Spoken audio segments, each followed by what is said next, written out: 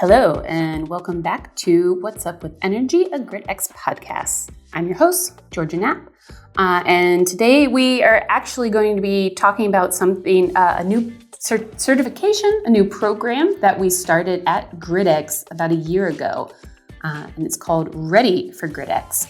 If you follow our blogs, our website, you've definitely seen us produce a lot of content about this. And today, I am joined with two guys who are the heads of Ready for gridX. Is that how I would describe you guys? The masterminds? Let's NP. So I'll let you guys take it away. Well, my name is Lukas. I'm product manager for Ready for gridX. I'm not sure if mastermind and head of are the right terms. But I'm with the Ready for gridX project since we started it last year. So in that sense, yeah, I'm ready to talk about it. And thanks for having me. Yeah, I'm P or Philip, and I'm the technical lead for the Ready for gridX program. So I'm responsible for actually how it's later implemented at the OEM side and also on gridX side. But I would say that we are not the masterminds behind it because it's like a team. We have multiple people working on that on the commercial side, but also on the technical side to actually get it out there, because we are thinking this is like one of the biggest opportunities for gridX to actually shift how integrations are done in general. And actually, going off of that, can you guys give just a brief explanation about what Ready for gridX is, what it does? Yeah. Ready for gridX has, I would say, multiple dimensions, because we have the partnership or partner program, which is like on the commercial side to have like, let's say, a good communication or good communication channels to the OEMs to actually get support when something is not working. But on the other side, we have the technical implementation, which is like really different from before, because if you look at how we did integration so far, you can see the gridbox as some kind of translator, where the engineers are just teaching the gridbox like multiple OEM languages to just monitor and control those assets. And with Ready for gridX, we are changing that a bit. So the asset or OEM itself just provides us, let's say, a dictionary to communicate. So the gridbox is capable of automatically speak the language without an engineer to just teach the gridbox. So that's how it changed. And this is, for me, really a difference, because we will reduce in that way some kind of bottlenecks we have. So gridX is not necessary per se to actually make an integration. The OEM can already start. And on the other side, we increase the stability with that approach, because the OEM can test on their side if they are compatible with gridX or the gridbox itself. And then why, I mean, you kind of already answered this a bit, but what problem is Ready for gridX trying to solve?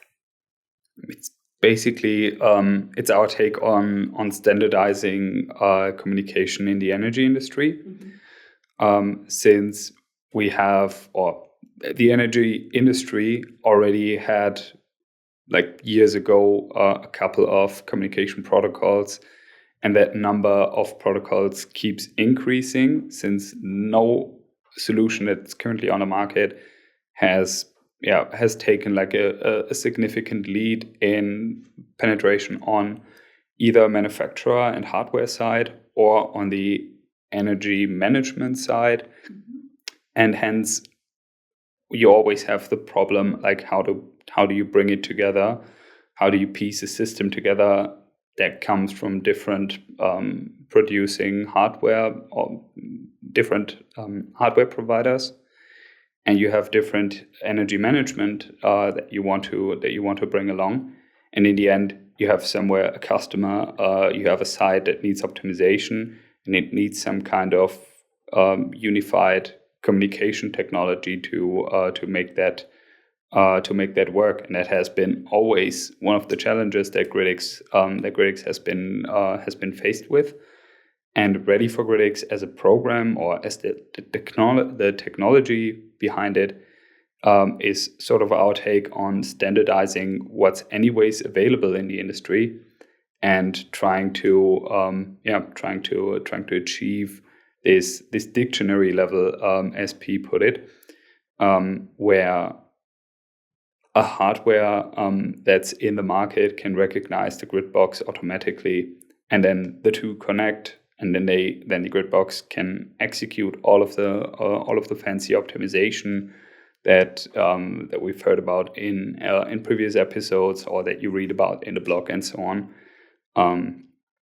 So yeah, that's a bit of the general vision there. And when you're talking about the different assets speaking different languages, does that mean programming languages like Go, Java? No, not that in that direction. It's communication protocols, like EBus? For example, EBus. Okay. Yeah, that's a good guess. Yes. EBus, Modbus. Then within EBus, you of course have different use cases. Within Modbus, you have different versions of Modbus with TCP/IP, MTLS, and so on and so forth. You have sort of newish protocols in comparison. Like all the technologies that we are speaking there are not really per se super new. Like Modbus has existed since, I don't know, the 90s, something like that. Okay. Even EBus is nearly 20 years old. And you've got Meta or S2. So there are a lot of standards and protocols already existing. And sort of with Ready for gridX, we try to at least standardize in the space that we are working in, which is mostly Modbus and EBus, try to capitalize on existing technologies and trying to just piece them together without creating the next thing that someone has to comply with. From a developer or an engineer's standpoint, what does it actually mean for a device to be ready for gridX? Like technically, how does that actually happen? What basically changed for a Ready for gridX developer, or a developer in general at gridX? I think it's necessary to explain first how Ready for gridX works on a technical side. So Ready for gridX contains 3 phases. One is the discovery phase. So we are instantly finding an asset. So in the current approach, not the current approach, but the traditional way, we are scanning the network for devices. And when we are trying to find devices that have like Modbus enabled, etc., this is like really time consuming, because if you're seeing how many smart devices are in a local network and the smartphones, etc., there are a lot of devices to be checked, basically. And with Ready for gridX and the discovery phase, this is not necessary anymore, because it just found the asset instantly. The second phase is the configuration phase, which is, as we described earlier, the part where the asset is providing the grid box the dictionary to talk to. Mm-hmm. And then after that, the grid box, so the third phase, which is the operation phase, means for the grid box that the grid box tries to establish a connection to actually measure or control an asset. So that are the 3 phases. And as Lutz already mentioned, we are relying heavily on existing technology. So we do not want to reinvent the wheel, because we think from that point of view, it's the most easy way for a manufacturer to actually implement it, because it's already a standard and we're just combining standards into a new thing. And on the other side, for gridX, it's also easy because we can also rely on those standards already. And what changed for a gridX developer? In the past, the developer needs to read through the manufacturer's documentation to find the right keywords and, for example, for Modbus, the right registers, to actually read, for example, the power values of that asset. And this changed because now the OEM is responsible of doing that, and they know their devices at best. So they know which registers are relevant. So this is then done by the manufacturer. And after that, they created this, let's say, configuration, and we provide the manufacturer automated testing tools, so they can just do the entire testing if something is compatible with Ready for gridX or gridX itself. It's on their side. So it's not anymore bottleneck on gridX side. So we are still doing a lot of integrations, but the manufacturer can do that on their side and just present us the results. And we say, yeah, that's fine. That's how it should behave. So you are ready to go, actually ready to gridX. And then shifting gears just a bit to one of my favorite topics, which is heat pumps. Not something we really want to think of on an extremely hot and very rainy day today, as I'm sure people can probably hear the rain splattering against the windows outside. But we have just incorporated heat pumps into Ready for gridX, right? Yeah. Why now? Why wasn't it something we were already doing in the future or in the past? Yeah.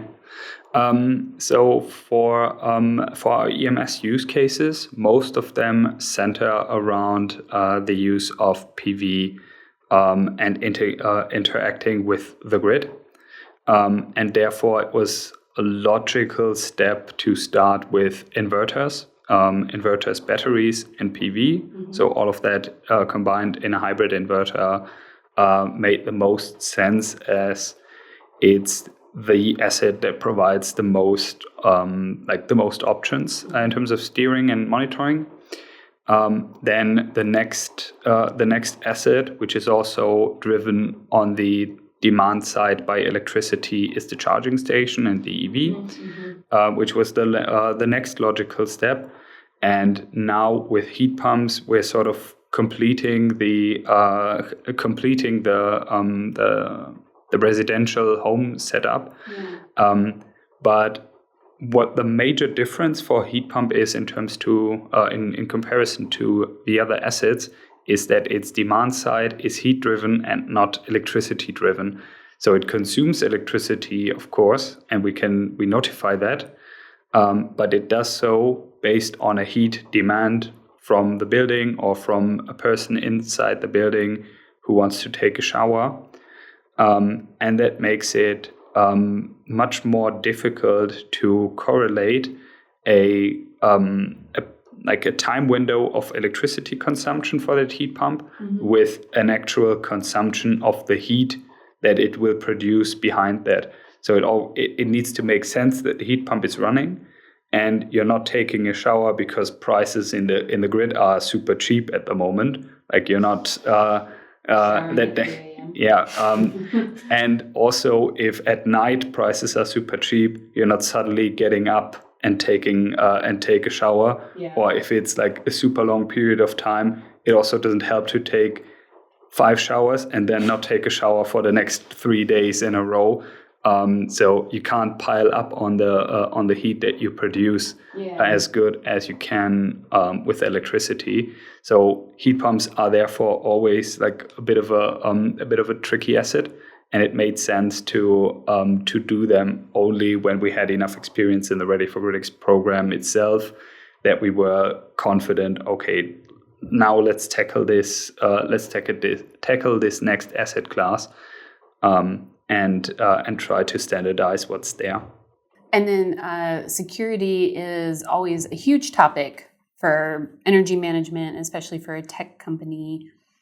How do we ensure security with Ready for gridX, especially when we're working with third-party companies? Like what guardrails do we have in place? Well, from our perspective, as I already mentioned, security first was really important for us for Ready for gridX. So we decided to establish a process for the security concept for Ready for gridX, where we actually look at the needs of the different let's say, users. So, for example, we have the end customer who wants to have like an easy way of actually connect to a device with the Gridbox. We have the customer who also want to have like a reliable and secure communication. And we have the OEM who actually does not want to implement so much, but actually implement so it's secure in the end. So those are the needs, and we try to bring that all together with our security concept. And we established a way that at every phase I described earlier, there's like a secure and encrypted communication. So there's no way of tampering any message or just listen to what is happening. So how we did that, we talked to the manufacturers and the Ready for gridX program and presented our security concept, and all of them were willing to implement that. So that we haven't expected that directly or at that moment, because we thought we need to discuss a lot of things, how we get at that point to have a security or local secure communication. But with the momentum in like the news or in the press right now, they were all willing to actually go that direction. And with them together, we find a way to establish this kind of trust between the Gridbox and also the asset. And to go like a little bit into detail here, the asset is providing us information on a secure way. So it has some kind of certificate, and also the Gridbox has some kind of certificate, and they are exchanging that certificate and then can trust each other, even like an unsecure environment. And that's really important for gridX, but also for the OEMs to have this kind of security.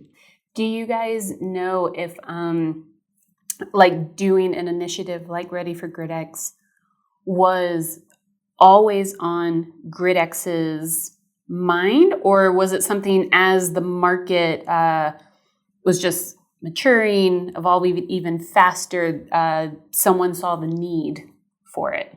We always had like the vision of how can we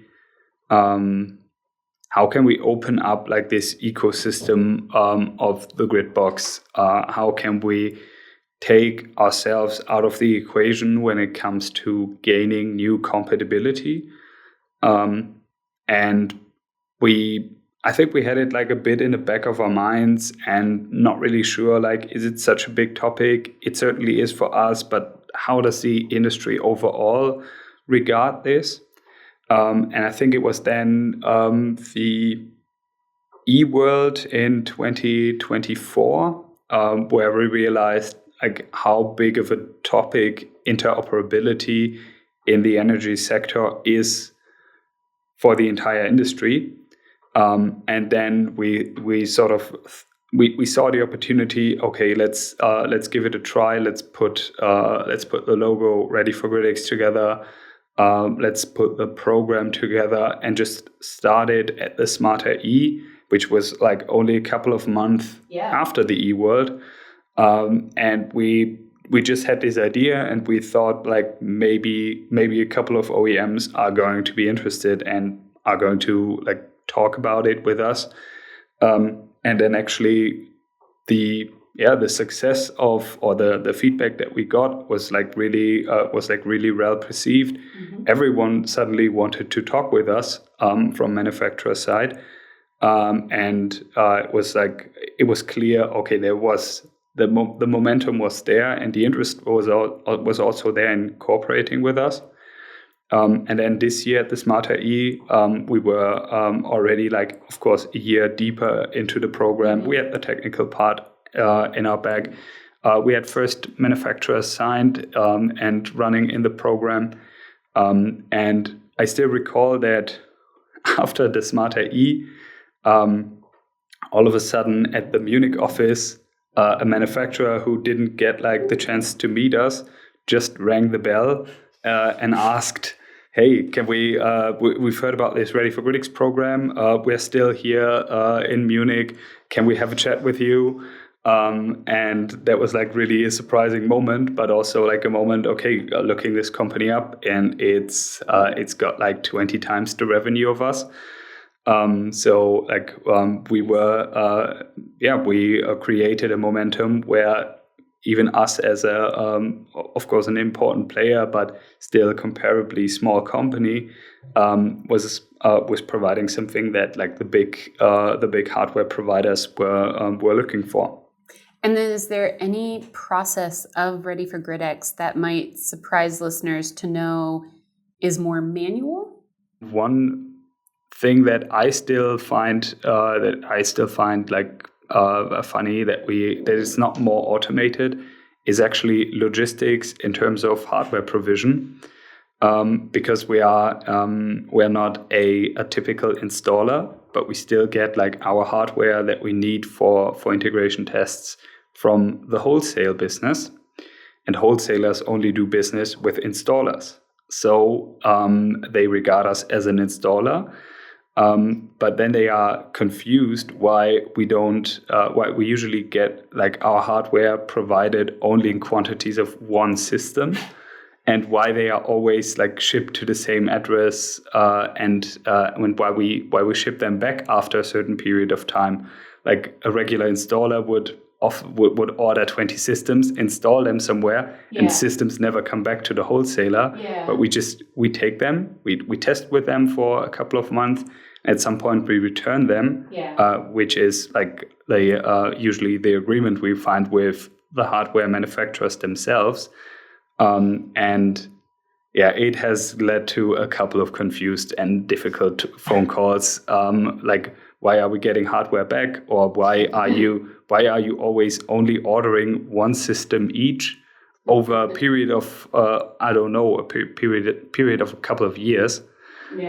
So in that sense, there's no like super automated marketplace for that, where we would just say, okay, give us just one system of that, and we're good to go. And then my last question is just, where do you two hope Ready for gridX will be a year from now?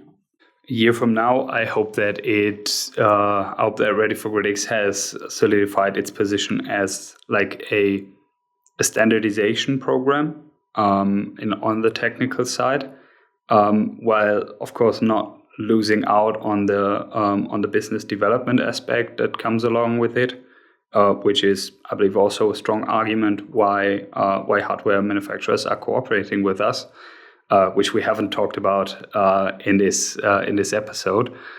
So that's something I would like to see, and I would like to see that. Since we spoke about this, what's manually and what's automated in the process, I would like us to. While I still enjoy the human aspect of the communication, I think there are certain aspects of the technology that we can still improve in terms of automizing what the grid box and an asset in the field can exchange. So I'd still like to see more progress in that sense, and of course more asset types. More asset types supported with Ready for gridX. I totally agree with you here. I would also add, that's my personal opinion here, that seeing the security aspect coming to life, so that more and more manufacturers are actually leveraging how gridX is doing the secure local communication, because from our perspective so far, the local communication is nothing that is yet secure, because the standards, as Lutz already mentioned, are from the 90s, and this is not how it should be, especially in the like a world where we get like more and more renewables that are controlled by inverters and have therefore a bigger effect on the entire grid in the end. So we think that this actually is, from the local communication perspective, really a game changer when the security or ready for gridX security is actually in place for not less like 4 manufacturers or 6 manufacturers, but like the majority of those manufacturers. And that brings me into our rapid fire round. Getting nervous. So obviously this will be for both of you. My favorite one to ask people is always, if you could be any home energy asset, which would you be? I would be a heat pump because it's warm and cozy in best case. I would be, I decide for being a PV field, making energy out of sunlight. So creating something from nothing, from the infamous nothing. I find that to be very appealing. What is your favorite thing about working in clean tech? I think since I chose to work at gridX because I believe in the energy transition and contributing or seeing how my work and the work that the team here does contributes, and we reach a position where we are respected within such a huge industry. That's something that definitely motivates me. For me, I've been working for gridX since 2017, so I have seen a lot at gridX, and for me, that's probably the reason why I want to work for clean tech, because we are in a market that is changing rapidly for the business cases, but also the products that are there. So if I'm thinking about like 5 or 8 years ago, there were heat pumps and so on, but controlling them in a smarter way, or controlling an inverter in a smarter way, or having like dynamic tariffs and so on, this is like changing in the last 3 years mainly, and that's like an environment I see myself more, because it's not always the same. It's not the same thing I'm doing every day. If Ready for gridX had an animal mascot, what would it be? Maybe the capybara, because it's capybaras bring animals together, and so does Ready for gridX. I mean, you can stick with the capybara. You can just agree. I agree. I totally agree. This is like the best answer I heard so far. Perfect. All right. Well, good. We might have a new mascot to add to marketing now. All right. This is my last one. So, which do you guys like more, Lord of the Rings, Harry Potter, Game of Thrones? Lord of the Rings. Lord of the Rings? Yeah. Of the characters in Lord of the Rings, who would be the most ready for gridX? I would go with Sam, since he's keeping the mission going, and he brings brings the group together, or he makes it so that it can actually in the end achieve the mission. Spoiler. Yeah, spoiler. They are going to get rid of the ring, and he plays a huge role in that. But he's not like the front runner of the movie. More like the foundation. Yeah, more like the foundation, and he's making sure that everything works. And that what actually matters that you can focus on what actually matters, which is freeing the people from Sauron. Nice. Well, thank you both for joining me today. It's been good to learn more about Ready for gridX. Thanks for having us. Yeah, thank you. If you'd like to learn more about the world of renewable energy or energy management systems, be sure to check out our website, gridX.ai, where we produce regular blogs and glossaries about the subject. You can also follow us on LinkedIn or on Twitter and Instagram at GetGridX.